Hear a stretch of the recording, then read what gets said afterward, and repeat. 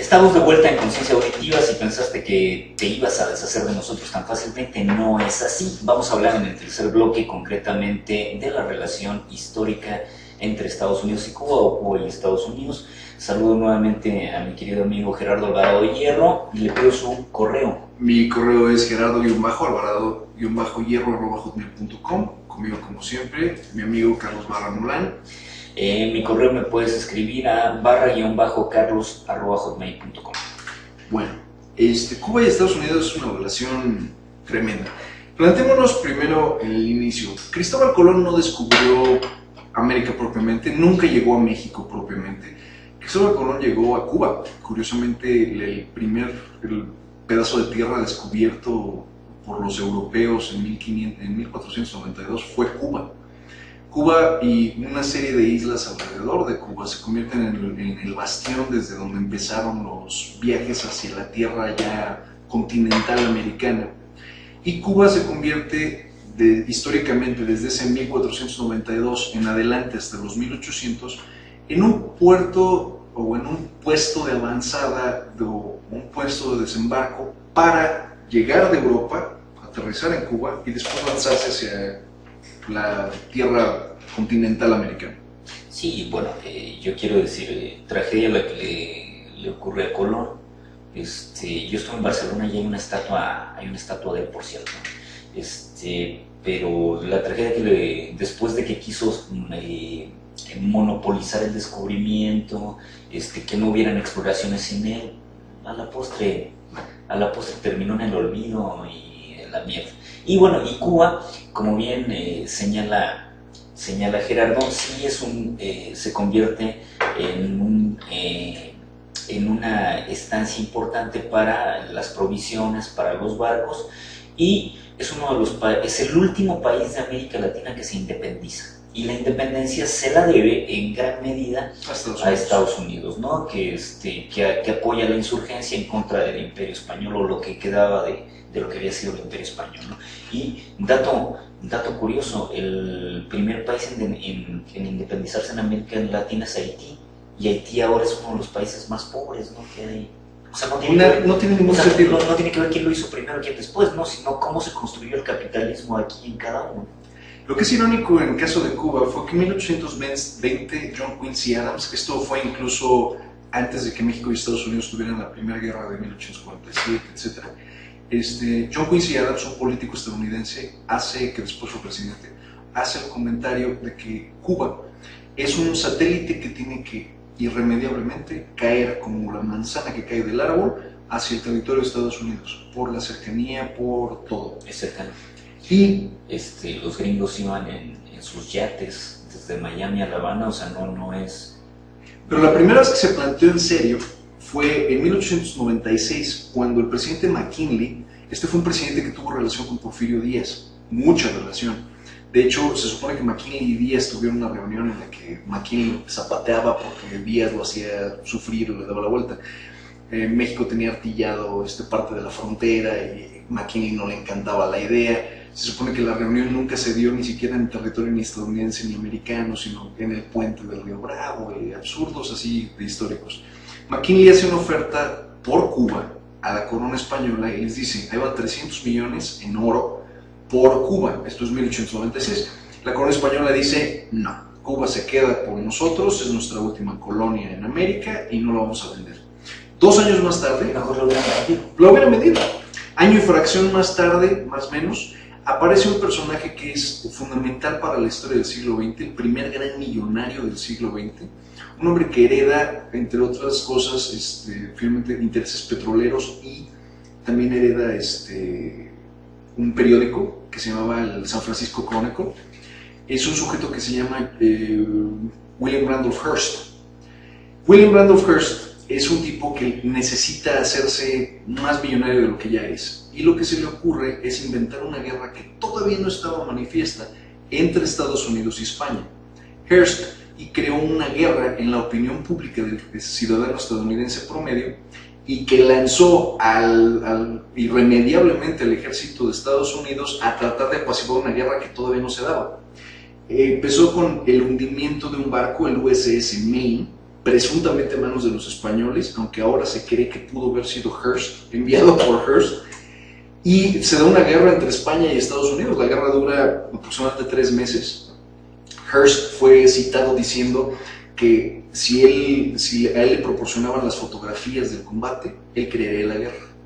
Y la narrativa de Hearst, que era sensacionalista y exagerada, etc., lo pusieron en el mapa a tal grado que Hearst se convierte en uno de los magnates de periódicos más grandes del país y uno de los hombres más influyentes a partir de entonces.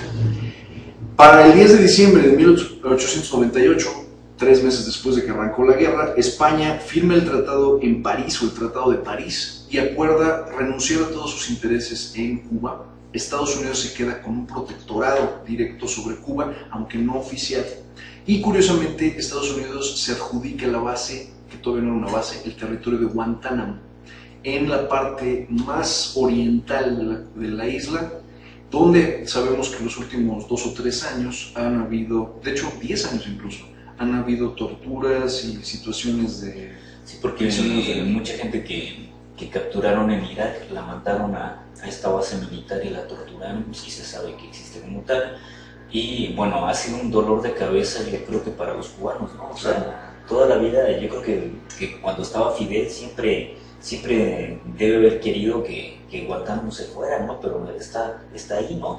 Y hay buques de guerra en Guantánamo, claro. O sea, no es una cosa menor. No, Estados Unidos tiene un complejo militar gigantesco, tiene sistemas antiaéreos, tiene sistemas de misiles. Está, irónicamente, y esto, públicamente Estados Unidos está en contra de los campos de minas, o de los campos minados. Curiosamente, Guantánamo está en una zona donde está completamente minado todo alrededor de la base. Y la base no es cosa menor tampoco, es una base gigantesca, es del tamaño de una ciudad, es gigantesca. Sí, quien ha visto, bueno, quien hemos visto, pues yo nunca he estado en Guantánamo, ni creo que mucha gente pueda estarlo, pero tienen un McDonald's, o sea, es como una mini ciudad. Es una ciudad. Hay 2 pistas aéreas gigantescas, están portaaviones, están anclados ahí. O sea, la fuerza grande del Atlántico está ahí guardada. Y por supuesto tienen una prisión militar en la que curiosamente Estados Unidos se ha zafado de los tratados, porque si bien Estados Unidos como país tiene la responsabilidad de tener a sus prisioneros bajo la Convención de Ginebra, etc., Guantánamo no es un país. Guantánamo es una base neutral, pero que pertenece a Estados Unidos, y quien está en Guantánamo, pues, por supuesto, nadie sabe nada. Desde 1898 Estados Unidos establece Guantánamo, la base se empieza a construir en 1902. Cuando termina de construirse la base, Estados Unidos se sale de Cuba. En menos de un año... ¿Cuándo se empezó a construir? En 1898. Porque creo que la independencia cubana es en 1904. Eso es o sea, para 1904 ya tiene que haber estado. Exactamente. En 1902 Estados Unidos deja el control militar, al menos presencial, del dominio estadounidense sobre la isla. Toma 2 años que se convocan elecciones, se da la independencia cubana en finales de 1903, principios de 1904. Con Martín, con José. Exactamente. Y cuando ya Cuba se vuelve independiente, pues empieza casi inmediatamente el problema. Primero en 1902, las protestas contra el gobierno establecido supuestamente democráticamente, y en 1912 se da otra vez un apaciguamiento que llama a Estados Unidos a intervenir. Y Estados Unidos tuvo la oportunidad en 1912 de comerse a Cuba y volverlo Puerto Rico, un estilo Puerto Rico. Que no hubiera estado lejos. Que no hubiera sido lejos y no hubiera sido un problema. No. Pero lo dejó pasar. Recordemos que en 1912 estaba la Primera Guerra Mundial muy latente. Wilson no era un mal presidente, no era un mal hombre. Wilson era un tipo tranquilo que le gustaba la democracia, y recordemos sus 11 puntos, la paz, no anexionista. Bueno, todo lo contrario a Bush. No anexionista, no ojete. El problema de Wilson fue precisamente no anexarse Cuba. Hubiera evitado muchos problemas. A la postre. A la postre, sí. Entonces Wilson no se anexa a Cuba, lo deja fluir. Tampoco anexa parte de México en ese momento, que después terminó en una invasión en 1914, tampoco lo hace. Deja que pase el tiempo. Wilson más tarde muere para 1918 y la situación en Cuba vuelve a lo mismo. Para los años 20, Cuba se convierte en un paraíso para los casinos. Entre finales de los 1918, 19, 20 y el inicio de esos felices años 20, los mafiosos, los gángsters estadounidenses en Chicago, en San Francisco, en Nueva York, en distintas partes del país, empiezan a enviar sus recursos y a crear casinos en Cuba. Las Vegas todavía no existe. Y me imagino que lavar dinero era fácil. La idea era crear Las Vegas fuera de tu país, Sí. en el patio trasero, y ese patio trasero iba a ser Cuba. Lo consideraron más regular que invertir en México, aunque Muy cercano. muy cercano, y algunos otros mafiosos invirtieron en la frontera mexicana, que fue la época también de los casinos fuertes en México. Los presidentes mexicanos también tuvieron algunas participaciones, Abelardo Rodríguez. sobre todas las cosas. Abelardo L. Rodríguez, bueno, Que con Abelardo hay por ahí el hecho de que no había nacido en no había nacido en México, había nacido en Estados Unidos. exactamente, hablaba perfecto inglés, y era un personaje. Se llamaba Río Corrientes, su casino, es Sí. gigantesco. Y el que le cierra y que empieza a cerrar casinos es Cárdenas. Cárdenas Lo golpea, Purísimo. ¿no? Pese a que había sido expresidente, Cárdenas lo golpea. Esto para 1934. Ujú. Pero entre 1920 y el 34 son 15 años en que los mafiosos se instalan en la frontera de México y Estados Unidos y en Cuba. Y en Cuba lo Ahora, que encontramos... debe haber sido para España una de las colonias importantes a través de Zafra, ¿no? La Sí, zafra de azúcar, el azúcar tiene que haber sido muy importante, ¿no? Históricamente, que no dejó de serlo, ni ha dejado de serlo, pero ya no es tan climático como fue. En 1926 las compañías estadounidenses poseían 60% de la industria azucarera cubana. Ahora, por ejemplo, digo, yo no fumo, pero esto de los habanos, Claro. ¿qué tan importante es? Es muy importante, Gigantesco. ¿sí? Sí, claro, es gigantesco. El habano se vuelve popular, lo mismo que el ron, lo mismo que otros productos cubanos, netamente cubanos, a partir de finalmente esos años 20 y mediados de los 30. Habana Club. Exacto, por la lógica de que pues finalmente los capos se vuelven gente refinada, ¿no? Y los gángsters se vuelven una figura deseable, nos convertimos en algo aspiracional, se convierte en algo aspiracional. De hecho, la familia Bacardí, si no me acuerdo, es Raúl Bacardí. Creo que es Raúl Bacardí, cuando viene la revolución saca sus capitales y se va a Estados Unidos, ¿no? Pero, Y a Puerto Rico. Pero Bacardí es un ron de segunda en relación a Habana. Claro. Habana sigue siendo el lujo de Cuba, ¿no? No, y también otro que es el café Bueno, Cubita, y esta cuestión de la Cuba libre nace precisamente en época de la independencia, y mezclan ron con esta pócima llamada Coca-Cola, ¿no? Que todavía era como jarabe, ¿no? Y mezclan, ya se la bebida y fundan la bebida, la famosa Cuba libre. efectivamente. De ahí viene esta cuestión. En los años 30, un personaje que empieza a adquirir gran poder es el general Fulgencio Batista. Claro. Batista tenía 5 o 10 años de haberse convertido en general, era un hombre muy joven, era muy creíble. Y Batista, Moreno, pelón, feo como el zorro. que muere en Estados Unidos, el cabrón. Pero Batista en ese momento todavía era un tipo joven, estaba en sus 30, era un general muy joven, casi 40 años cuando se vuelve general, y empieza a ponerle orden hasta cierto punto a la isla, se acaban las insurrecciones, se acaba todo. Para los años 40... Le quemaba la espalda con el puro a los estudiantes. Entre otras cosas, los primeros campos de concentración cubanos los establece Batista. Entre 40 y 44, Batista se convierte en un presidente de facto. Más adelante, en el 52, se convierte en un presidente ya, vamos a llamarle, legítimamente reconocido. Y Estados Unidos empieza a hacer negocios en serio entre el 52 y el 59. Invierten grandes empresas que, además de los capos de todo tipo de actividades ilícitas habían invertido, empieza a invertir en empresas grandes. Viene AT&T, viene GE y vienen otros capitales fuertes a invertir a Cuba y a crear hoteles, a crear infraestructura. Se da una importación masiva de autos, son los autos que todavía siguen ahí metidos en Cuba. Circulando, los de los años 50, Sí, 40, 50. Y Cuba se convierte en este páramo, este repositorio de la historia humana, en un lugar donde parece que el tiempo no pasó, ¿no? Porque incluso ves la Habana nueva contra la Habana vieja y dices, claro.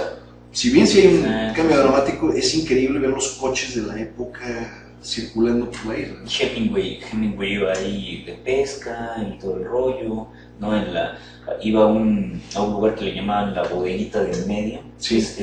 que es muy climática, y fíjate cómo son las cosas. Mi mamá vive un año en Cuba, con su mamá, trabajaban con un empresario chileno y se van a vivir a Cuba. Entonces mi mamá me comentó, porque mi mamá vivió en un barrio caro de Cuba que era el Vedado, que el Vedado todavía existe como tal.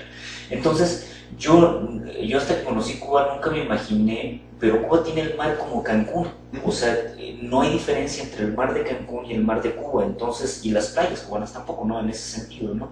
Entonces, lo que me comentaba mamá es que era un cabaret de Estados Unidos, Claro. o sea, donde Frank Sinatra cantaba, Dean Martin y compañía, y había prostitución, había juego, ¿no? Que le gustaba mucho al gringo, ¿no? Entonces tenía como un paraíso, y mejor clima, porque recordemos que después hay un ascenso a la ciudad de Miami, ¿no? Donde Miami en la actualidad se convirtió en la ciudad de los viejitos, es como aquí grosso modo, San Miguel de Allende, ¿no? Haz de cuenta porque, que ¿sí? claro, porque San Miguel de Allende tiene mucho gringo viejo que disfruta de un buen clima. Claro, San Miguel de Allende no tiene mar, ¿no? Y Miami lo tiene. Entonces Cuba era este trayecto de la disipación, era casi Las Vegas, ¿no? Era casi Las Vegas. Casi Las Vegas. Recordemos el cabaret histórico de Cuba, el Tropicana, ¿no? Que siguió siendo importante. Y digo, para quien no conoce a Cuba, las cubanas guapas, habitualmente las cubanas son guapas, son grandes de estatura, son guapas, y en aquella época no era distinto, ¿no? En ese punto se da lo impensable y en el 58 se entrena Fidel Castro, el Che Guevara, el Soldado Cero y otros personajes se entrenan en México. Camilo Cienfuegos, ¿no? Entre otros, claro, vienen acá a México. Se entrenan aquí, se montan en una barca y se van hacia Cuba, después de mes y fracción, casi 2 meses de entrenamiento. Empieza una guerra de guerrillas, todo 58. No me acuerdo si el barco, porque después ahora hay un periódico, pero no lo retengo, si es Granma. Es el Granma. Sí, es el Granma. Creo que era así, ¿no? Y, bueno, de lo que te contaba con mi mamá estuvo en la época de Batista. Entonces mi mamá me dijo que se hablaba de la guerrilla en aquella época, y por eso Batista era tan virulento con los estudiantes, porque pensaba que eran enemigos en potencia o que ya estaban en ese trayecto. Ahora, Fidel Castro, hijo es abogado, es un abogado, ¿no? El que pronuncia un discurso histórico, no el discurso de La Habana, sino un discurso histórico siendo estudiante que había sido encarcelado, en donde dice que la historia lo va a absolver, ¿no? Entonces, Fidel era de una familia de dinero. Entonces, cuando viene la Revolución Cubana, concretamente cuando empieza esto que se preparan aquí en México, yo creo que el más directo hacia esta ideología alterna que era la conformación de la ideología socialista, me parece que es Ernesto Guevara, más que Fidel. Lo que pasa es que el Che Guevara pues, era un médico de inicio y la lógica de Ernesto Guevara era la preservación de la vida. Y también, fíjate, también de una familia más o menos acomodada, ¿no? Porque de repente mucha gente piensa que los revolucionarios son todos pobres, y lo que vemos es que la historia de la humanidad, desde Robespierre hasta compañía, siempre han sido opulentos, ¿no? Han tenido lana, ¿no? Robespierre merece una mención en particular. Claro. Me encanta la historia de la cuchilla nacional. Exacto, y junto con Guillotín.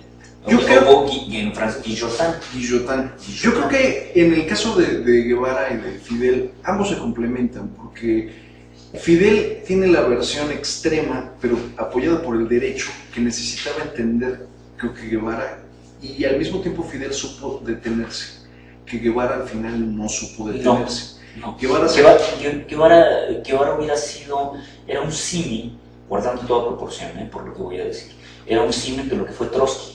Claro. O sea, Trotsky quería este sentido de revolución permanente, sí. Y Guevara no estaba muy lejano a esta idea. Sí, y ese fue el error finalmente. Creo que al final, Guevara y Fidel hacen algo que era necesario para Cuba, que fue eliminar a Batista, pero al mismo tiempo eliminar... Sí, porque lo que quería, al principio lo que está pensando Fidel, es quitarse esta dictadura, Claro. quitarse la dictadura de Fulgencio. Y eso era tan lejos como lo plantearon. Pero no, y reestructurar un orden legal un poquito más horizontal. Pero no había necesariamente esta cuestión de la revolución socialista planteada. De hecho, cuando se toma La Habana, cuando viene el triunfo de La Habana, y que Fidel emerge dando un discurso, si ustedes miran las imágenes de Fidel, aparece como un crucifijo. El fulano es católico, se quiera o no se quiera, el fulano es católico.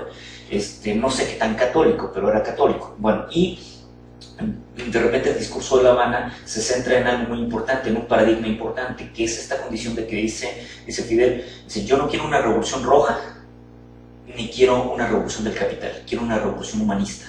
Entonces ahí el giro era distinto, ¿no? Yo leí un libro leí dos libros por ahí, uno de Ray Mills, que es el libro icónico que se llama Escucha Yankee, en donde Ray Mills, que es un sociólogo norteamericano, hace una radiografía de lo que había pasado con la revolución, y se llama Escucha Yankee el libro, porque lo que dice Mills es que la revolución cubana no era una revolución del socialismo, y que por lo tanto Estados Unidos no sabe cómo jugar políticamente y la ve como una revolución de los comunistas, y agrede inmediatamente a Cuba, y ahí es cuando Cuba da el vuelco y dice, ¿ahora dónde miramos? Creo que, estoy completamente contigo. En marzo entre 15 y 26 de abril de 1959, Castro manda una delegación representante a Estados Unidos, invitados por la Asociación de Prensa, o la AP. La Asociación de Prensa les pregunta cuál es el proyecto de nación, y todavía no tienen un proyecto de nación, no hay nada del proyecto de nación. Pero en esa misma época en la que están buscando una bandera los cubanos, son invitados por el archienemigo de Estados Unidos, que fue Rusia. Y vemos las imágenes del Che Guevara en Moscú, y vemos las imágenes de una comitiva cubana en Moscú, y los llevan al metro en Moscú, que es hermoso, y los llevan a conocer las partes bonitas del Kremlin, y a conocer los barrios bonitos y los edificios comunales. Y se supone que la cita fue que Guevara dice, es que esto es lo que nos vendría muy bien en Cuba. Claro. Eso es todo, eso fue todo. O sea, nunca realmente hubo una mención de socialismo. Ahora, hay que entender algo, los que hemos estado en Europa alguna vez, sabemos que Europa del Este no era pobre en términos reales, no o sea, ni en arquitectura, tú estuviste en Rusia, y es impresionante, Sí, o sea, sí, es ver una metrópoli de primer nivel, o sea, entonces es evidente que ante la búsqueda de un nuevo modelo de desarrollo humano, sí les tiene que haber impresionado lo que había alcanzado la Unión Soviética en aquella época. Tiene que haber esperado, porque era impresionante. O sea, yo me acuerdo cuando se da esta cuestión de la Olimpiada de Moscú 80, nos habían hablado tanto de que el sistema socialista era una mierda, de que todos se morían de hambre, y cuando nos muestran Moscú, o sea, era impresionante, los estadios, el nivel de tecnología, o sea, competía con Estados Unidos, solamente que era otro planteamiento de orden económico estructural, me parece que era muy distinto. Yo te podría decir que si conoces Las Vegas, Nevada, así de pasarte un rato en el Strip, y después conoces la avenida principal que lleva al Kremlin, de conocer dos lugares completamente diametralmente distintos entre Moscú y Las Vegas, es infinitamente más impresionante Las Vegas de lo que sería Moscú. Moscú es gris.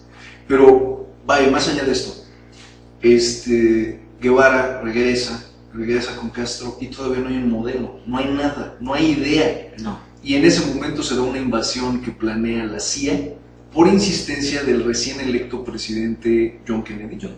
Kennedy está novato, está verde, no está bien afianzado en su presidencia, ganó por nada. Le ganó un personaje gris y viejo que era un Richard Nixon, que en ese momento era un político de carrera, contra un héroe joven que instauró Camelot, casado con una mujer guapa, que ganó un Pulitzer además. Que a Nixon le decían el canalla, el cabrón, o sea, no había ni comparación. Pero Kennedy sabía que había ganado por un margen escueto y sabía que necesitaba legitimarse.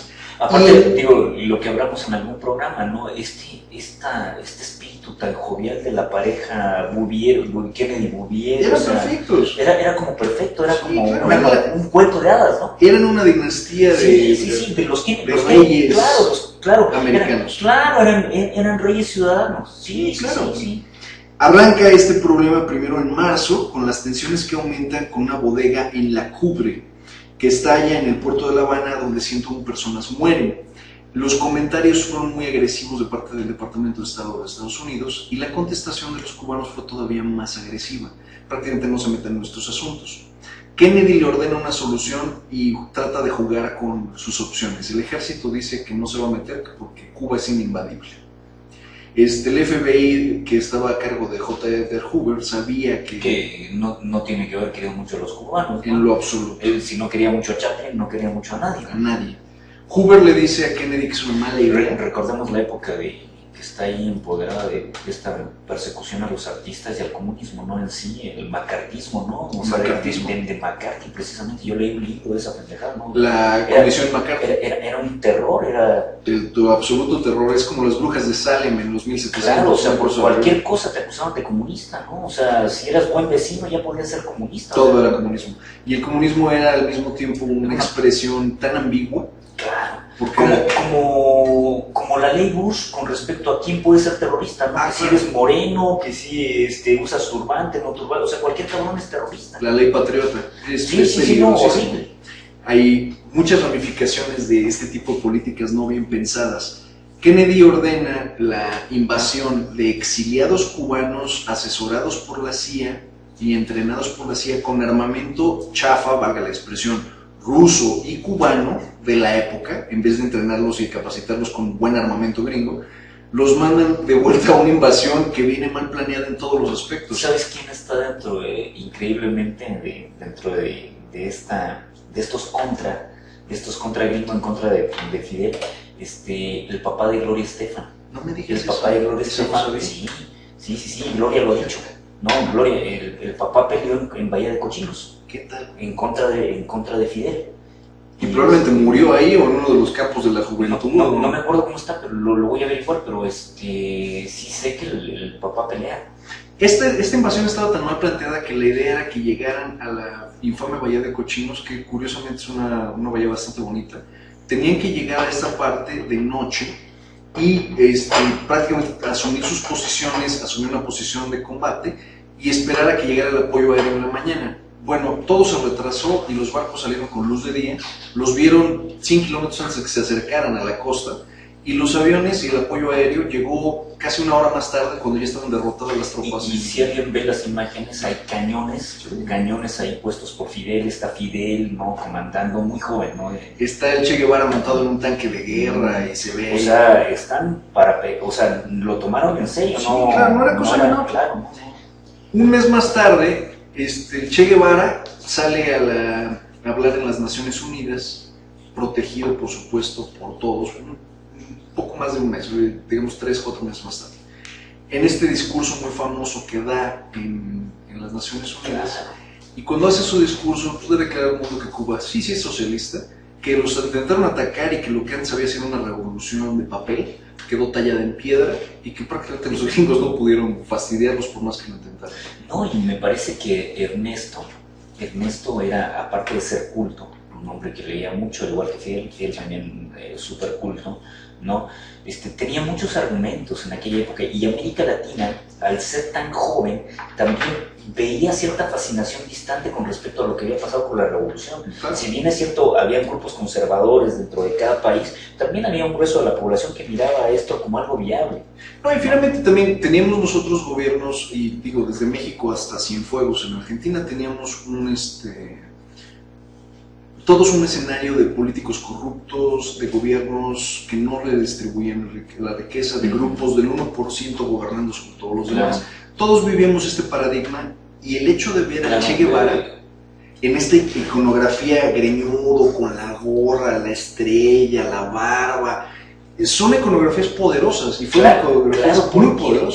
Era una visión antitética de estos viejos calvos conservadores. Exacto. De los parlamentos, ¿no? Y esta una figura como fresca, ¿no? Era un tipo joven. Era un tipo joven. Sí, la imagen sigue siendo icónica. O sea, se vende todavía. Hay una imagen en la que si él le pudieran haber dado el dinero a la familia Guevara, ¿no? De lo que lo ha lucrado con la imagen.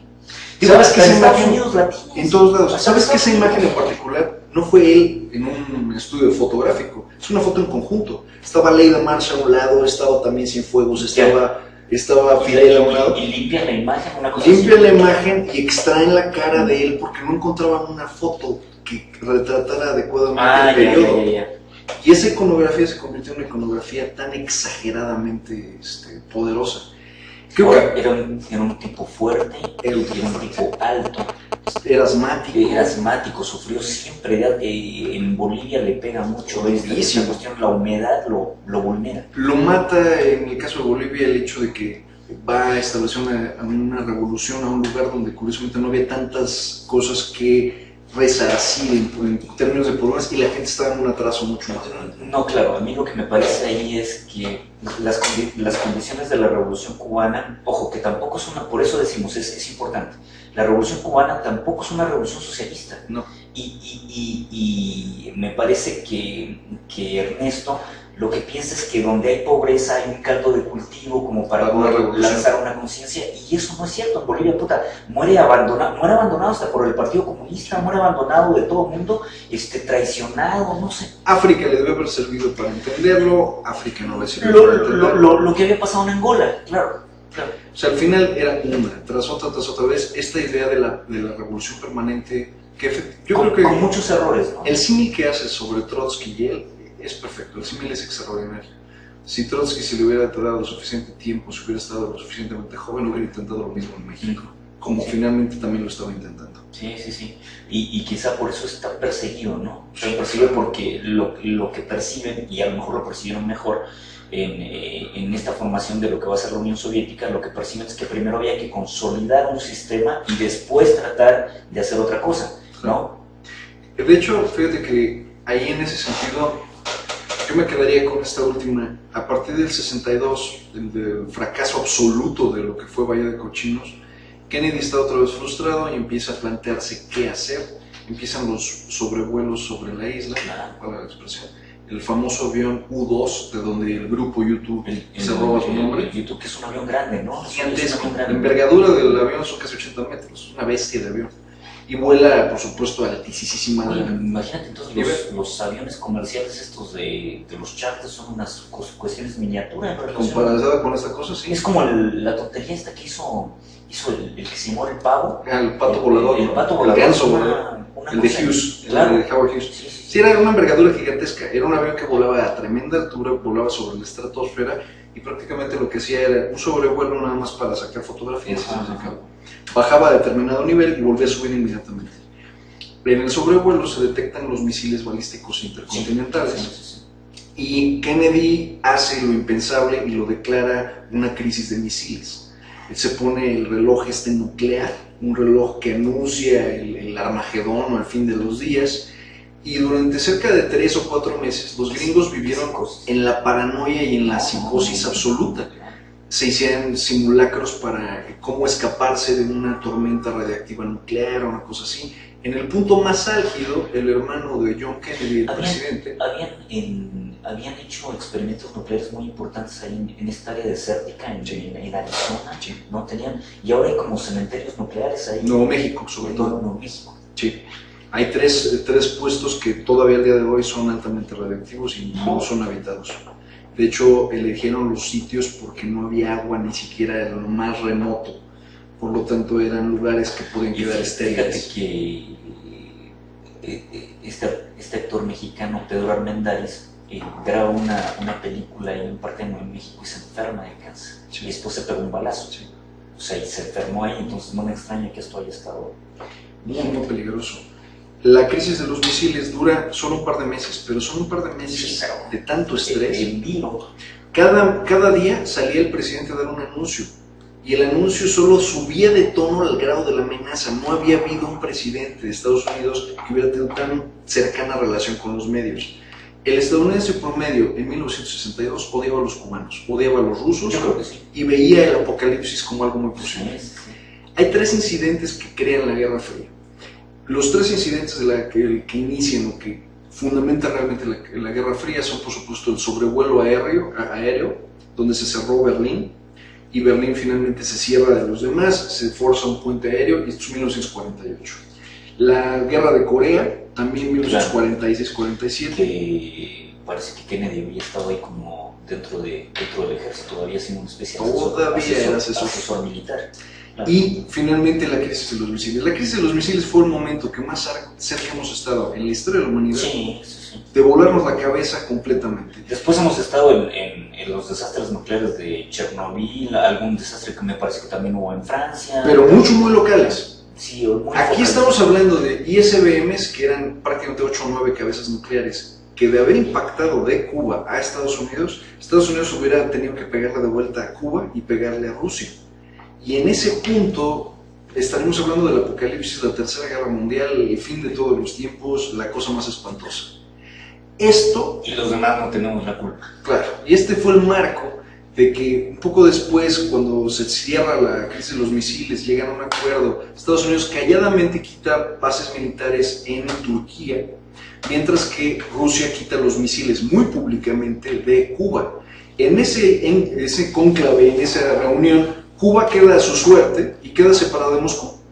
Rusia queda a su suerte y se queda con su pacto de Varsovia, y Estados Unidos queda en su psicosis desde el 62 hasta el 89-90, que cae el muro de Berlín y empieza a democratizarse y abrirse Y vino el ascenso, si te diste cuenta, vino el ascenso bélico con Reagan, claro. esta pendejada de la guerra de las galaxias, ¿no? O sea, subir, escalar uno tras otro, ¿no? Claro, ¿quién tiene más armas? Claro, que esa era la base de la Guerra Fría, es decir, la Guerra Fría debemos entenderla como una guerra no abierta, no hay una conflagración abierta, y se basa en este sentido de esta carrera armamentista, ¿no? El que tiene más armas parece que equilibra mejor la balanza, ¿no? Y los dos nos detenemos porque los dos tenemos armas peligrosas. Sigue aumentando esta cuestión y finalmente... con variables que nadie pensó, porque China también había crecido, ¿no? Había varios países que habían crecido en principio atómico. Israel se convierte en una potencia atómica, y por supuesto la potencia de la región. Y lo que permite sobrevivir, claro, en gran medida protegerse, ¿no? O sea, hay muchos países que aquí imitan el modelo, le entran pero no le entran a la Guerra Fría. Finalmente la Guerra Fría se termina, y en esta semana... Se termina al poco tiempo de perestroika de Glasnost, de solidaridad en Polonia, ¿no? O sea, de la caída de la cortina de hierro. Entre el 89 y el 93 estamos hablando de que se acabó la Guerra Fría. Hay un dato interesante esta semana, porque esta semana entre el 15 y el 17... Hubo periodistas que dijeron que con esto de esta invasión de Rusia a Ucrania y la contestación norteamericana, que es una contestación tibia, ¿no? Es una respuesta tibia, se había reactivado estos hilos de Guerra Fría, ¿no? Putin dice que Obama solo le importa esta semana incluso, dice Putin en un programa público de acceso público en Rusia, que parecía como una oficina así, una oficina de prensa en mensaje abierto con intelectuales, con gente común. Dice él que Estados Unidos no busca relaciones de igualdad, busca vasallos, y que en este esquema de buscar vasallos, dice que al final busca países que estén más pobres, más jodidos. Siempre. Dice con quién tratar de hacer una alianza para convertirlos en vasallos y para hacer que cumplan a sus intereses y le provean de lo que le está haciendo falta. Y si es mano de obra, es mano de obra, y si es materia prima, es materia prima, etc. Lo que es interesante esta semana es que Estados Unidos elimina de la lista de los países que promueven el terrorismo o financian el terrorismo a Cuba. Sí, finalmente. Finalmente salió. Las restricciones comerciales empiezan a caer, las restricciones arancelarias empiezan a caer, el tránsito de personas empieza a fluir, y Cuba por primera vez en los últimos 60 años tiene un lugar en la mesa. Claro. Ella estuvo presente en Panamá. En Panamá. En la cumbre de las Américas en Panamá. Iba a estar presente en la OEA estos próximos meses cuando se vuelva a reunir finalmente la cumbre, y vamos a tener por primera vez a un representante cubano haciendo o manifestando los intereses de Cuba. Y yo creo que se va a suavizar, yo creo que lo que vamos a ver diplomáticamente es que se va a suavizar los adjetivos que utilizan los cubanos. O sea, no van a hablar mucho del socialismo, no creo que se va a hablar más de una Cuba cooperacional a nivel de América Latina, integrada. Yo creo que esas cosas se van a hablar. Va a ser interesante que haga el sucesor de Obama, porque Obama finalmente es un pato cojo. Va a ser interesante qué pase después de Obama, si esta política se mantiene o si vamos a tratar de darle reversa, que lo veo poco probable. Si Estados Unidos va a invertir en Cuba, buscándole otra vez al entretenimiento o a la extracción de recursos o a la mano de obra o a qué. Y va a ser interesante ver cómo Cuba ahora, una nueva y vamos a decir fértil tierra para la inversión, va a aprovechar el instante político, económico, social, de tomar todas las personas que nunca habían podido y ahora pueden invertir en Cuba. Yo creo que es la mejor medida para este resabio socialista para Estados Unidos, es la mejor medida de invertir en Cuba. Es decir, convertirlo, acercarlo a la economía de mercado es la forma de romper muchos paradigmas a nivel superestructural, a nivel de la cuestión de las ideas, ¿no? Entonces, no está lejano, o sea, y son tan cercanos geográficamente que, digo, esto va a fluir. Hay gente preparada en Cuba finalmente, uno de los sistemas educativos. Pero imagínate que se nos convierta en el competidor de Cancún. Pues no porque puede ser el competidor de Cancún, ¿no? No, o sea, nadie daba un peso por China hace 20 años cuando China abrió la frontera y dijo vamos a jugar en el juego. Y ahorita esa es la parte que me parece interesante soslayar. Veámoslo cómo está ahora Taipei, Taiwán, o sea... China entró a la mesa y empezó a jugar y ahora superó a todos. Puta, y ahora hay millonarios chinos, yo he visto tipos con Ferraris, o sea... Ahora vamos a tener un paradigma similar en la apertura de Cuba. ¿Tú te enteraste de un tipo chino que rompió, no sé si era un Lamborghini o un Ferrari, y que me empieza a romper? ¿No te enteraste de eso? ¿Por el capricho de...? Sí, y le pega con un mazo y lo rompe y dices, mío, lo rompo, y lo rompe en frente de mucho. Tomaron el video en YouTube, lo subieron, fue espectacular. Lo único que puedo decir es cuando tienes la lana, pues... Sí, o sea, claro, eso no le quita lo idiota, ¿no? Pero digo, ver una cosa así no lo ves todos los días, ¿no? Que alguien vaya a pescar a golpes un coche que vale N cantidad de millones, no sé. Es interesante. Habrá que ver qué es lo que pasa con Cuba en los próximos años, con Estados Unidos en los próximos años. Va a cambiar la estructura geopolítica, va a cambiar en América Latina, han cambiado, se han modificado las relaciones.